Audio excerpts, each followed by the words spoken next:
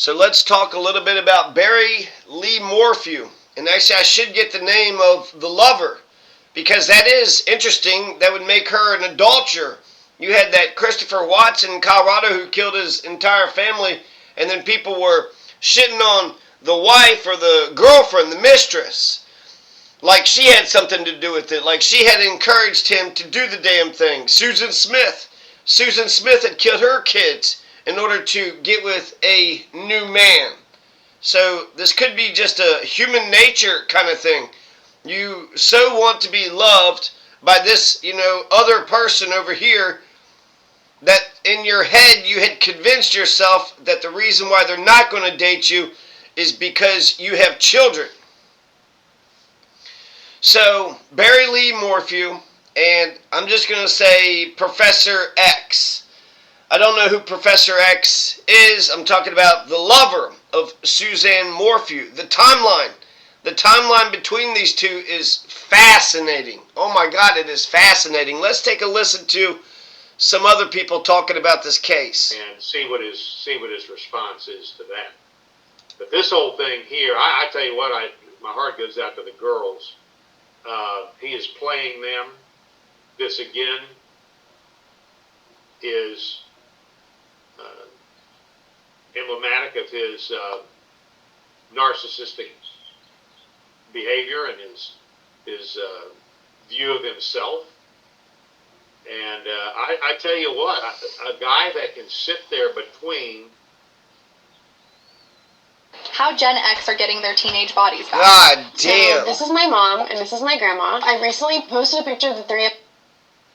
The two girls, his daughters, knowing that he has murdered their mother, just goes to the absolute arrogance and evil of this man. Yeah, I mean, that's absolutely true. He does have the presumption of innocence, so that is, a true statement. The presuming he's guilty, that is so fucked up. Presuming he's guilty, he killed the mother, and he's sitting there holding on to these, teenage daughters' hands, and he's just like, I can't believe how they're treating me. I'm just trying to do this, I'm just trying to live this life, and I'm working hard, and I'm just being targeted. They're targeting me, and I never done nothing to nobody. He should have just divorced. He should have just walked away. He had plenty of money. Just divorce. Walk away, or she could have walked away. You could be civil. She goes somewhere, he goes somewhere. They get a different house. They split up the silverware. They split up the furniture. They split up the pension. 50-50. Is that what he was thinking? That he was going to save himself some money? Like, what the fuck was he thinking? I mean, that is a narcissistic thing. That it's like, I own her. And I will always own her. No matter what. Presuming he's innocent, then, it makes sense in some respects that you would want. But why do these interviews? Like, why do these interviews? Maybe to get your voice out there. If you think you're innocent, then you get your voice out there. I don't know. And of course everybody's going to say, well, he's not guilty, blah, blah, blah. Well, look, we always follow evidence, and in following the evidence here, there is no doubt in my mind that he's your only suspect. So, what he's talking about is the presumption of innocence. Everybody's going to say, he's innocent until proven guilty. I mean, there's a lot of things that court says that is like a truism. You're innocent until proven guilty. You need to tell the truth, the whole truth, and nothing but the truth. So help you God. Let's see, what else? You got to prove the case beyond a reasonable doubt. And I'm glad that these things are, becoming truisms, because a lot of times this wasn't the case, 37 years ago, when I was 7 years old. I don't know what I'm saying there. But it wasn't always the case. I know a lot of people that don't know any of this stuff, and they're kind of like, huh? What? There was a cop that shot another guy in Colorado for putting a pill in his mouth. I wonder what happened to that cop. Anyways, the timeline. Let's talk about this timeline. So you have, Barry Morphew. He's just being a Morphew Barry. And the timeline is incredible. Here's Barry Morphew doing his little arraignment thing. Good evening, sir. Can I get your name and date of birth? Did you hear her? Good evening, sir. Can I get your name and date of birth? Oh, wow, you're so friendly. What a nice, kind, friendly person you are. Hey, sir. Good evening, sir. Good morning, sir. Mr. Sir, man, Mr. Sir. So we'll listen to this in a second. But the timeline, okay? So we have specific times when she was texting her lover. She was texting her lover through LinkedIn Messenger. She was texting her lover through WhatsApp. And that morning that she is going to go missing, May 9th, 2020, they say it was Mother's Day, but she actually goes missing the day before, and Mother's Day is just when it was reported. So Suzanne Morphew had messaged 59 times to her lover. So Suzanne Morphew is totally into her lover, doesn't give a damn about Barry. Maybe Barry doesn't give a damn about her. Who knows how this relationship went south. They were lovers at a time, and then they're not lovers. So that's always a tragedy. That always sucks. But you should be civil about the damn thing. And anyways, okay, so I mean you should fight a little bit, right? You should try to hold on to it a little bit. I don't know. I have some problems with some things. There's this philosopher that says, your will doesn't mean anything. It's just all about, it's just the way the cookie crumbles. It's just the way the dice is rolled. It's just the luck of the draw. And, it is easier to just put everything in God's hands and just say, well, maybe God will hopefully change her mind or change his mind. So you got to have a little bit of a will, but after trying for, a day or two or a week or a month or a year, how long has this relationship been on the rocks? He's got, teenage daughters, so I would presume they've been, together for 15 years at least, maybe 20. So she's sitting there texting with her lover on May 9th. 2:05, she says something like, I am just so in love with you. What's up? What are you doing? I'm just so in love with you. And then 2:06 p.m. he answers right away something about, you want to strip down and get naked? So, that's who she's in love with. It's a real catch there. Somebody from high school. Apparently Barry Morphew is 2 years older than her. Barry Morphew is in the same high school, 2 years older than Suzanne. And then her lover, who also has a family. So, kind of a home wrecker. But then when you're feeling alone and you want to, the best way to get over somebody is to get under someone else. Right? I didn't know what they say. I want to go back over those truisms. To tell the truth, the whole truth, and nothing but the truth. Wouldn't that be nice if people were just honest? I know people that have lied about fucking thousands of crimes. Me? I've never witnessed any of those crimes. What? Just incredible how standard it is. People fucking lie all the time. According to the book Framed, the people who lie are the ones who get away with their crimes. The people who tell the truth are the ones that get fucked the fuck over. Because eventually the investigator keeps asking a question, asking another question. And then lo and behold, it turns out his driver's tags were a couple days late. I knew there was something about you. I knew you weren't perfect. But I paid my driver's license tags, my car license for the past 3,700 years. It's just a couple days late. I'm going to get on it here soon. I haven't drove it, so it wasn't like I'd done anything. I knew you did something wrong. Well, I did jaywalk. I did drive to the damn store without a seatbelt. Without a seatbelt? You son of a bitch. Alright, so let's see. Let's get to this timeline. Within 15 minutes, he's there at the house. So on Saturday is when the May 9th was, and then May 10th was a Sunday. So much ado about it being Mother's Day, as if he, had murdered the mother on Mother's Day.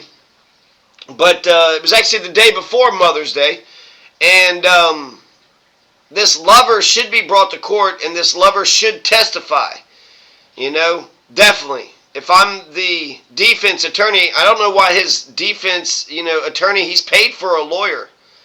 And I don't know why his fucking lawyer didn't show up for this extradition hearing. He's being lazy and stupid.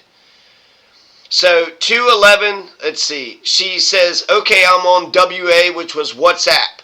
So, she says, hey, what's going on at 2:05? At 2:06, he's like, hey, you wanna mess around, Do you want to do some sexting?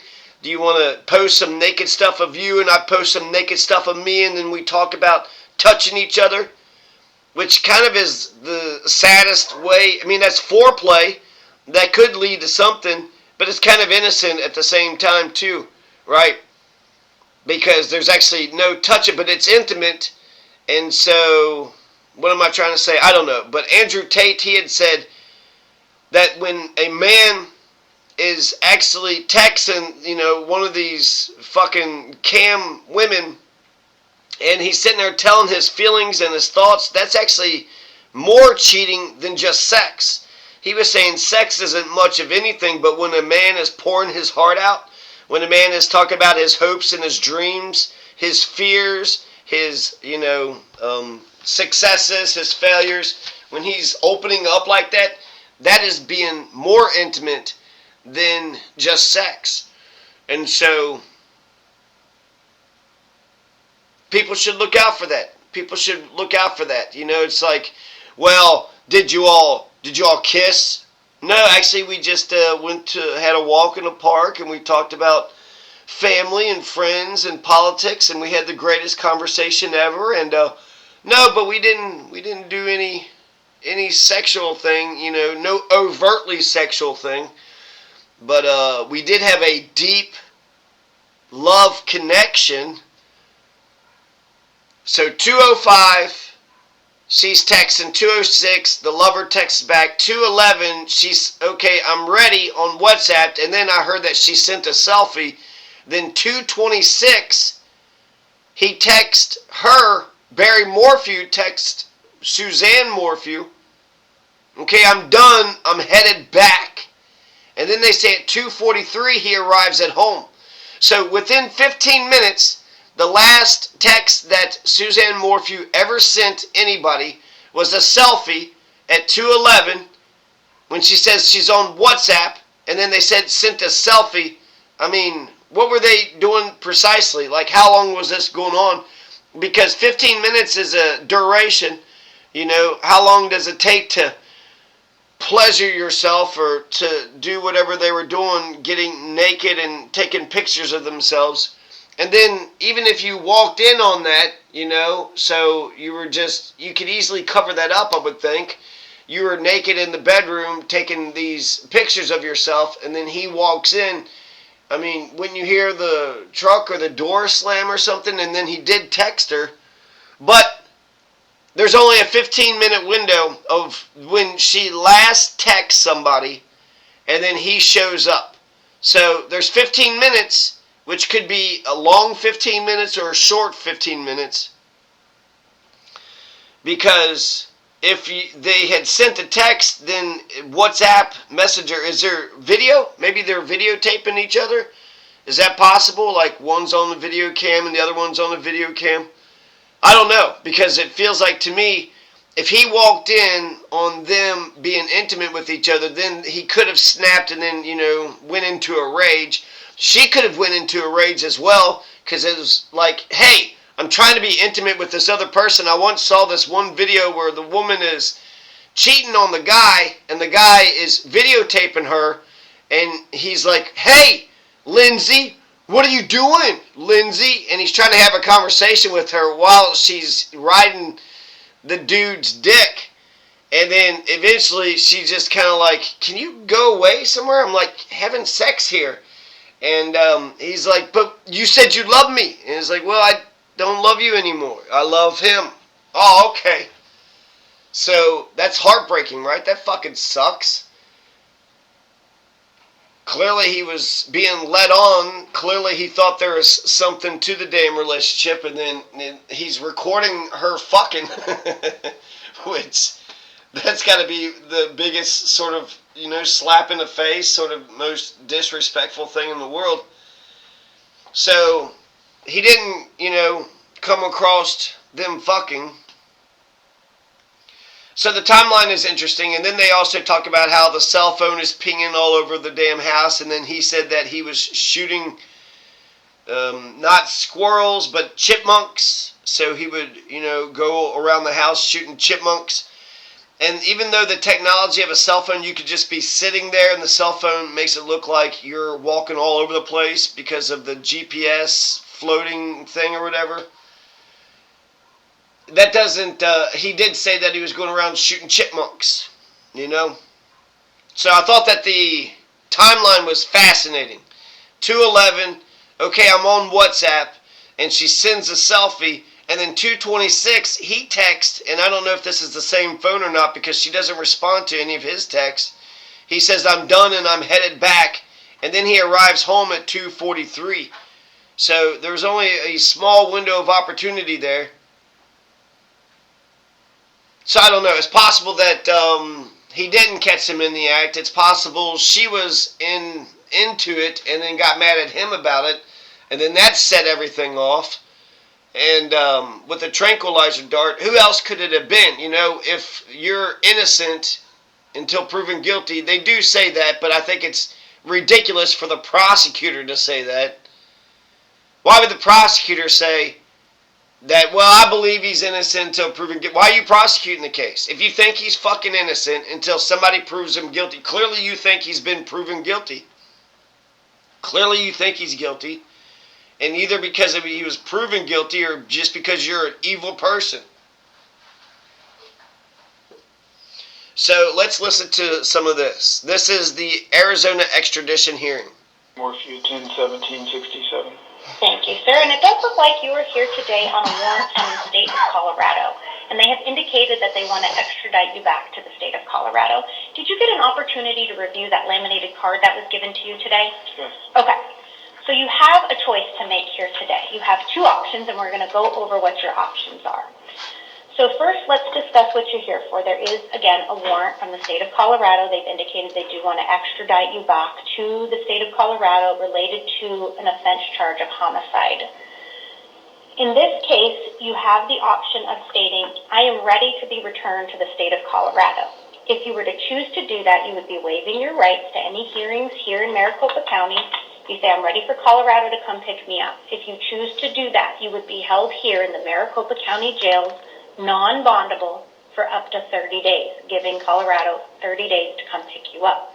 That 30 days would start tomorrow, so long as you do not have any local pending charges here in the state of Arizona. In the alternative, I could set a hearing here in Maricopa County on June 30th, 2025 at 1:30 in the afternoon. In this case, you would be stating you want to have an extradition hearing, and before you're extradited back to Colorado, you're demanding that both governors, the governor of Arizona and the governor of Colorado, sign a warrant requiring you to be extradited back to Colorado before you do that. That process takes about 60 to 90 days. That hearing that I would set here in was at Colorado or California, and she is way too chipper. She is way too chipper for this hearing. Hey, sir. How you doing, sir? And then if you were paying attention, they're talking about the extradition. I would think that it would be smart for him to at least fight the extradition, fight the evidentiary hearing, fight the preliminary hearing. The grand jury, he could have been called for the grand jury, he could have testified, but it's up to the prosecutor. So it just seems crazy to me that he's going to waive all of these rights, and he's going to do so willingly. And then she explains all of it, and he says, yes, I'm going to do it. And then she's like, well, I'm just going to double check. And then she wants to know, basically, if he's knowingly and intelligently and voluntarily waiving his extradition rights. Now, maybe the lawyer is thinking that the extradition, it's just going to go through anyway, so just get to Colorado and start fighting the charges right then and there. But because this case is so hot, he got indicted. They made the announcement for the indictment just, 10 days ago or so. And so now the media is focused on him. When I think about Mickey Steins, his lawyer is such a good lawyer. Mickey Steins has such a great lawyer. Because not only did his lawyer, object to a bunch of things and then entered stuff into the record at the preliminary hearing, and then he's also filing motions which seem crazy. They're saying, hey, you got to dismiss the indictment. You got to throw this indictment out because they didn't do it right. And then he's also questioning bail bond. He's also saying, hey, let my client out. He's, let's get a bail bond that's reasonable here. And so, there's, it's also, he's kind of, at first was indicating that he might be mentally ill. I mean, that had happened, back in last winter. And here it is, 6, 7, 8 months later, and Mickey Steins still hasn't been brought to trial. So, his lawyer, to give him some credit, he was just saying that, this case is the same case as it had before, that nothing has changed, and nothing's going to change. It's the same evidence, and so it's going to turn out to be the same verdict, and it's going to, it's not going to turn out good for the prosecutor. So, that's interesting. Arizona is civil in nature, meaning you would not be entitled to court-appointed counsel, but you could hire an attorney at your own expense if you would like to for that hearing. If you were to choose that option, you are eligible for bond. In this case, you have a cash-only bond of $3 million. If you posted that bond, you have written conditions of release you'd need to comply with. You would also need to ensure you attended that hearing on June 30th. If you failed to appear at that hearing, you would now have a warrant out of Maricopa County. Your Colorado warrant would still be valid, and you would forfeit the bond that you posted. Based on that information, do you know what option you would like to do here today, sir? I'd like to waive. You'd like to waive your rights here today and go ahead and say you're ready for Colorado to pick you up? Okay. Since we are waiving some important rights, I'm just going to go ahead and ask you some important questions before we do that. And then we will get some of your signatures, okay? So, again, I just want to confirm you did read the waiver of extradition paperwork, which was that laminated card? Yes. Okay. And you do understand that you do not have to sign this paperwork? Yes. And you do understand that you have the right to an extradition hearing. That would be that hearing on June 30th? Yes. And So he's not being, very forthcoming, but then she's being, overly chipper. Man, I wish... Hey, man! There's nothing to be barking at, so I wish you would shut up! Hopefully that works. When the dogs are squeaking or begging or barking, they're in some kind of distress, but I think the distress is, minor, because sometimes my dogs bark at nothing. Come on, man. I'm just trying to do this little thing here. I just want to point out the process for the extradition. They were saying that there was 30 days. He had a right to a hearing, and then there was a bond in that hearing, so therefore he would have to stay, at the Maricopa jail for a day until the hearing had happened.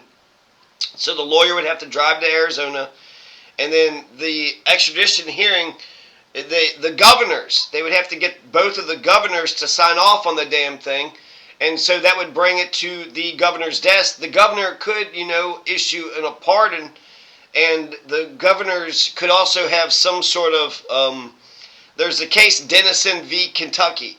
And so there could be a question of sovereignty. If one governor is trying to get the other governor to, give the person up, there's asylum rules, right? So in Denison v. Kentucky, the guy was a free man, a free black man, that had told some other black person to get on the Underground Railroad. And so that was a felony in Kentucky. And then he goes to Ohio. Denison would have been the governor of Ohio at the time. And so because it was a felony for a free black person to help another black person to escape slavery, he was charged with a felony. And so this guy, I forget the guy's name, but he's in Ohio, the free black man. He's in Ohio, and the governor of Kentucky says, you need to turn over this guy, and the governor of Ohio says, no, I do not. And so Denison v. Kentucky, there's, many reasons for why the Civil War had happened. Dred Scott decision was one. There was Margaret Garner was another.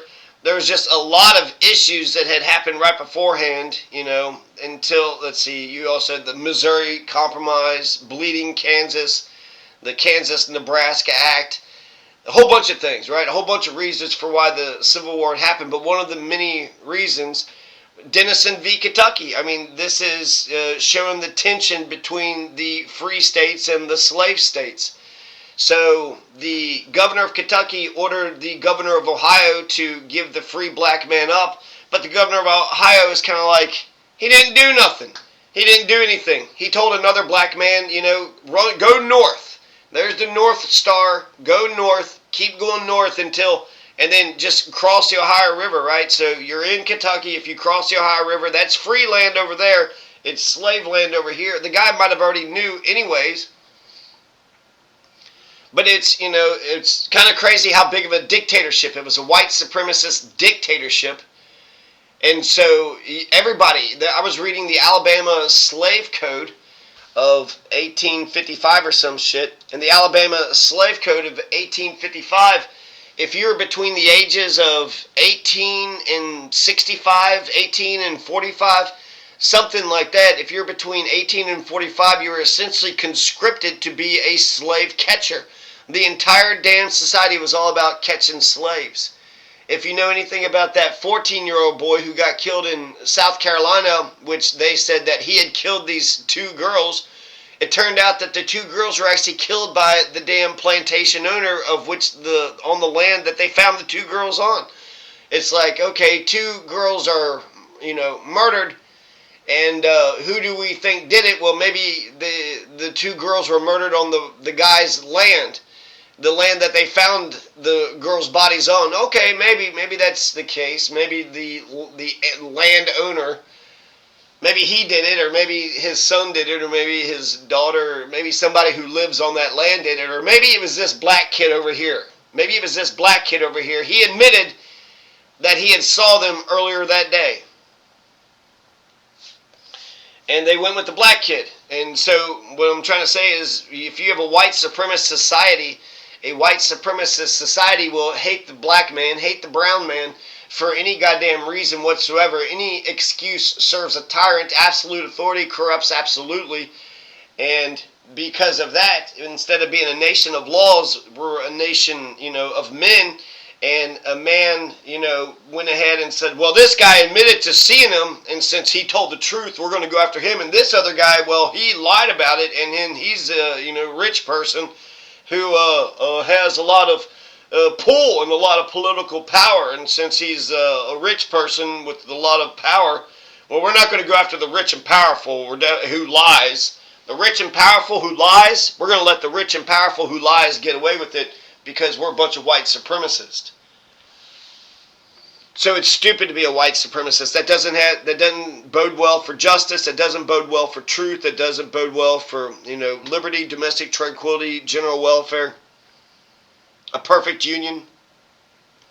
So there is a 15-minute gap there. 15-minute gap actually says to me something else, because if he catches them in the act of sexting or videotaping each other or being on camera, wouldn't there be evidence of that? Wouldn't there be some sort of video that you could point to and say, well, see, she was actually on this video call with him, and then Barry Morphew walks in on that. And since I guess there's no way to tell what actually happened, since she's gone and she's dead and gone and forever dead and gone, he shows up 15 minutes later, and then she doesn't text anymore. So what happened to her phone calls? What happened to her texts? And who else could it have been? At least OJ had the damn sense to say he was going to go after the real killers. How come this, Barry Morphew, they're not going to go after the real killers? So let's finish up with this. There's the process of extradition is very interesting because then they have 30 days. So, you have what Jared Polis is, the governor of Colorado. I don't know who the governor of Arizona is. But if any one of those people had a problem with it, if the governor of Colorado says, you know what, I don't want this guy back in my state. And then if the governor of Arizona says, hey, you can't take him out of my state, I want to keep him. If there was just any problems between them two, and then the governor has, the work of a governor to do. So you could try to get the governor's time and try to talk to the governor, but he's just so busy and he has to do this and that and spend all this money and pass all these damn bills. So it's interesting. You'd have to get the governor's attention, get the governor's time. He would have to sign the thing, and then within 30 days, they got to pick him up within 30 days. These aren't impossible things that happen, but yeah, I just if you're going to fight it in a Colorado court, why wouldn't you fight it in an Arizona court as well? It doesn't make any sense, but he's going to waive his extradition. Do you understand that you have the right to hire a lawyer at your own expense? Yes. And do you understand you have the right to demand that a governor's warrant be signed by both governors of each state before you're returned? Yes. And do you understand that you would have a right to bail, in this case, a cash bond of $3 million? Yes. And do you want to give up those rights and sign this paperwork? Yes. And has anyone threatened you or promised you anything to get you to sign this paperwork? No. And have you had any drugs, alcohol, or medication within the last 24 hours? No. I find that you are knowingly, intelligently, and voluntarily signing this waiver, and I am also going to sign it. I am directing the sheriff's office to notify the requesting state that you are ready to return. The requesting state will have 30 days from tomorrow to pick you up unless you have local charges pending. If you have local charges pending, then the 30 days will not start until the conclusion of that case. Did you have any questions there? No. So by postponing it, if you had a misdemeanor to fight, then that, postpones it a couple more months. The fact that this case is so hot right now, and people are focused on it, people are talking about it, people are paying attention. Think about Mickey Steins. When Mickey Steins, that was the sheriff that shot the judge, when that first happened, that made huge news. That was in the headlines. People were like saying, oh my gosh, it's kind of like what happened in Idaho. Just recently you had that Idaho, thing where the guy, Wes Rowley, W-E-S-S, Rowley, R-O-L-E-Y. This guy, this 20-year-old named Wes Rowley was living in Idaho, and there was a fire. There was some sort of fire that was going on. And then when the firefighters get to the scene, there was some sort of interaction between them.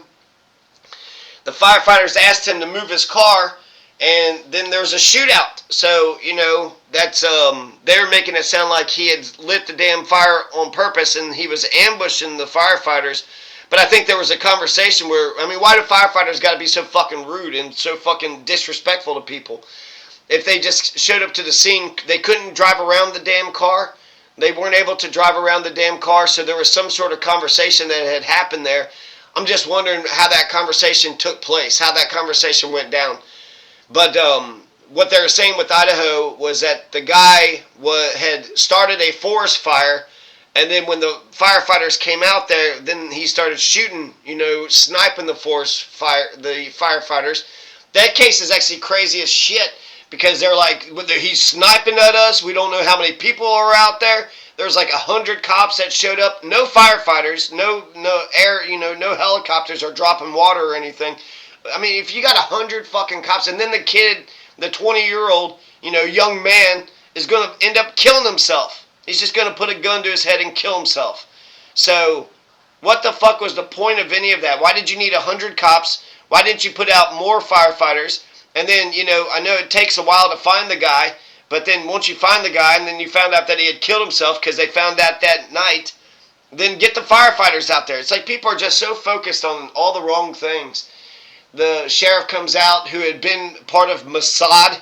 So he was trained in Israel, and he's like, we're going to neutralize him, okay? So just let the public know he's going to be neutralized.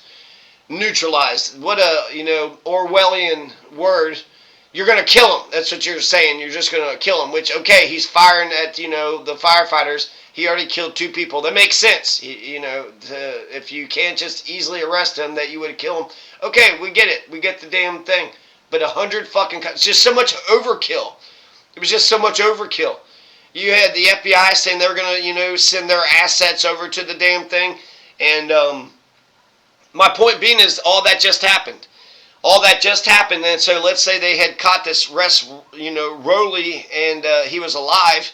And they were going to put him in trial because it was just happened. People are pissed off and they're angry. With Mickey Steins, I think people are less angry. People are less mad. Everybody's so outraged. Everybody clutches their pearls anytime they hear about anything that happens. And this is from a country that's, participating in a damn genocide. What? He didn't do that, did he? What? Did he mass murder a bunch of fucking children? Is that what he's doing? Okay, he didn't mass murder a bunch of fucking kids, because really, once you've is there anything worse than mass murder of children? Is there anything fucking worse than that? I can't think of anything worse. So for anybody to clutch their pearls about anything, I cannot believe that. I can't believe that a cop would shoot a judge. I can't believe a husband would shoot and kill a wife. I can't believe that a homeless person, a 20-year-old who is living up in the woods, would start a fire and then shoot at the damn firefighters. I can't believe it. What fucking planet are you living on? On X, I'm seeing dead kids every fucking day. 50 fucking people got shot, now they're getting shot for humanitarian aid? What do you mean you can't believe it? If anything, it's unbelievable that you can't seem to fucking believe anything, and that you're so outraged about every damn thing. I want to read Amendment number 8. Excessive bail shall not be required. Excessive bail shall not be required. For all bailable offenses, you should have a reasonable bail. $3 million. $3 million. I guess if the price of a life is it $1 million, $2 million, $3 million. They say what's the phrase? If the evidence is the presumption great. So if the evidence is strong and the presumption is great, then you don't have a right to bail. But the Bill of Rights says that, excessive bail shall not be required. So, $3 million, that's pretty fucking excessive. How much money do you think this guy has? And the whole point of doing $3 million is saying, we're not going to let you bail out. And so, Okay. In just one moment, we are going to ask you to step up here. We're going to need a couple of signatures from you to indicate you are waiving those rights. And then all this is overkill as well. Okay. Are you ready for him? Okay, if you'll just come right over here, she'll tell you when to... Ladies, listen. So he does seem like he was all just kind of casual. He was wearing his little shorts there. So maybe he just doesn't want to stay in jail, while this happens. I think that he was jailed from before. Are they going to have a bail bond hearing? The other thing I want to point out is this other case. I guess I didn't find a good one, but the first time that he was tried, he was in front of this lady named Linda Stanley. So he's already conquered one district attorney, one female district attorney who was, had a very narcissistic, overimportance of herself. And Linda Stanley is going to lose everything. She's going to get kicked out of fucking lawyer. She's not a district attorney anymore. And then she's going to get disbarred. Colorado politics, they used to say Kentucky politics is the damnedest, but Colorado politics is pretty fucking crazy.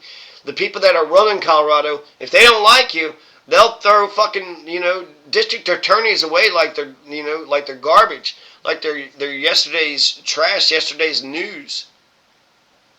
So this is important because, the thing that the lawyer had pointed out, which I don't even know if these are like really important things, but they were saying that she made some public comments to the media, and since she made public comments to the media, that somehow had prejudicially biased the client. And people are going to be prejudicial or not. The prosecutor shouldn't be making public statements like that. But then they're also saying that she stole furniture, and then they said that she stole taxpayer funds. She's getting paid with taxpayer funds, and they're using a lot of taxpayer funds to do a lot of this stuff. And so I just could see it going both ways, frankly. Are you saying she stole taxpayer funds because she's being paid by taxpayer funds? And then was her statements actually prejudicial? Who the fuck watched that damned interview with Linda Stanley on goddamn motherfucking, some Joe Blow's podcast? Nobody fucking watched it. Who gives a damn? But then you could say something like, oh, he's guilty and I know he's guilty. The whole thing with the prosecutor is that she's trying to prove the case. So clearly she must believe that he was guilty. Maybe, maybe not. I don't know. But just to mention this, that Linda Stanley was the last district attorney, so it's going to get dismissed with prejudice, and what they had dismissed it on was that there wasn't enough evidence to take it to trial. They had dismissed it on, I forget the exact what they had dismissed it on, but it got dismissed not with prejudice, dismissed without prejudice, meaning that they could bring the charges back. And those are the two main things. So I want to mention the timeline. So it is crazy that there's only a 15-minute gap from the last time she sent a selfie and the last time she had messaged anybody to the time that he texts to her that he's on his way back. And he doesn't arrive till the house until 2:43. So that's 2 minutes. So 15 minutes, it could be long or short. It doesn't prove a bunch, but I remember when I first heard it, I was kind of like, what? That sounds so damn close. She's sitting there sexing with her lover. He comes in, and then, chaos ensues.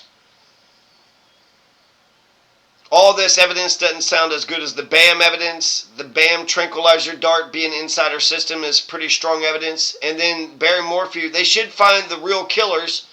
That would be a good legal strategy. But the police, they should, investigate all avenues as well. How come the lover of Suzanne Morphew, how come her being an adulterer isn't being pointed out as much? Like, in a way, he was being a homewrecker of hers. She was being a homewrecker of his. Was he happily married? She seems to be unhappily married. But that doesn't make for a good marriage. If you're spending all your time with another guy, then that doesn't make for a happy marriage. Is she, giving him any time, any attention? Well, he got mad at me once, and then you just would rather go to somebody who's you want to get all the butterfly feelings of when you first fall in love, but you're not trying to build a civilization or a strong marriage. So there should be something said about that. I still think the guy's guilty, and the guy seems very guilty to me. The way he shakes his head no when he's saying how much he loves her, and then how he's the last person to have seen her, how he has the capability and the money and the know-how and the BAM tranquilizer, and all those things to me indicate that he did it. So the evidence to me seems pretty conclusive to me. He rejected the bail bond. Let's listen to this last thing, and then we'll... Those 16, 15 of them either were not allowed to testify at all or had some of their testimony limited based off of those failures to disclose that evidence. I've never seen that happen in a murder case where you have so many expert... And murder cases are... expert testimony is important in those cases. They're largely... Especially when you don't have a body, which they didn't in this case. Or a weapon. Or a weapon, yeah. That's pretty significant that you're going to need some experts to do an analysis and, make some inferences, which only they can do. The fact that at the end of the day they only left with one expert is pretty significant sanction. And I know judges are pretty reluctant to, suppress evidence in these big murder cases unless they absolutely have to. The judge gave them multiple opportunities to comply. Yeah. It wasn't like one discovery deadline they failed to meet. It was multiple ones they continually failed to meet. It was a pattern. When the rules around that even say that a court's supposed to impose the least restrictive sanction when it comes to discovery. So I think that really means that the judge was just at the end of his rope in this case when it came to these different expert disclosures. So that's count one. All of those experts get suppressed, didn't act diligently and promptly to get those reports out. Count number two is when we get into these extrajudicial statements that Ms. Stanley's making, and the prohibition is against making those statements if they're likely to prejudice a proceeding if the lawyer's participating in a case. And so that's not a prosecution-specific one, that's a general lawyer-specific one. But if you're participating in a case, you're not supposed to be making these statements outside of court that are likely to unfairly prejudice the case. That's a reasonable rule. We don't want attorneys on either side influencing the jury before they're even seated. So as far as this claim goes, a big one is that at the start, she's doing a press conference and makes a statement about Mr. Morphew exercising his Fifth Amendment right to remain silent. Yeah, you as a prosecutor, you generally shouldn't be commenting on someone's right to remain silent in a press conference or even to a jury. Oftentimes, courts do not allow prosecutors to comment on someone's Fifth Amendment right. Yeah, I've seen that, a pretty standard blanket prohibition in every case, and typically grounds for mistrial for prosecutor.